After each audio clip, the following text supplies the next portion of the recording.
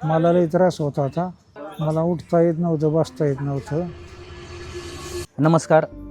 माझं नाव दीपक बाबासाहेब बोडरे, राहणार काष्टी, तालुका श्रीगोंदा, जिल्हा अहिल्यानगर. वडिलांना अजिबात बसता येत नव्हतं आणि उठता येत नव्हतं. इतका त्यांना त्रास होत होता की ते म्हटले की माझा आता शेवट आहे. आम्ही 4-5 हॉस्पिटलमध्ये गेलो, आम्हाला कुठेही योग्य स्टेटमेंट भेटली नाही. आणि त्याच्यानंतर आमच्या मावस भाऊ आहे खतगाव टाकलेला, संदीप खोमणे म्हणून. तर त्यांनी मला फोन केला की तू एकदा जखणगावला ये, माझ्यासाठी मी सांगतो म्हणून ये. डॉक्टर खूप चांगले आहेत, ते सुयश गंधे आणि सुनील गंधे. तू एकदा त्यांना दाखवून पहा काकांना. तर ठीक आहे म्हणलं, चालतंय, काय अडचण नाही. तर मी आलो इथं. त्याच्यानंतर वडिलांचं ते म्हणजे स्टेटमेंट चालू केलं त्यांनी. आम्हाला सांगितलं MRI करावं लागेल. त्या MRIमध्ये असं सांगितलं की तुमच्या मणक्याची गादी सरकली आहे, तर आपल्याला ऑपरेशन करावं लागेल. तर आम्ही म्हटलं ठीक आहे, चालतंय. त्यांनी ऑपरेशन वगैरे केलं.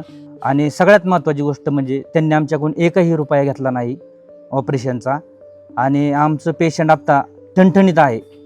आत्ता ते कमीत कमी 2 ते 3 किलोमीटर पायी चालू शकतात. आणि स्वतः इष्टीने प्रवास 2-3 वेळा पट्टीला बोलावलं त्यांनी, तर स्वतः इष्टीने आले आणि स्वतः इष्टीने परत रिटर्न घरी येतात. 70 किलोमीटर आम्हाला यावं लागतं, तरी ते वडील प्रवास 100% म्हणजे 100% पेशंट आमचं क्लिअर झालं आहे. डॉक्टर सुनील गंधे आणि सुयश गंधे यांचं मी आभार मानतो.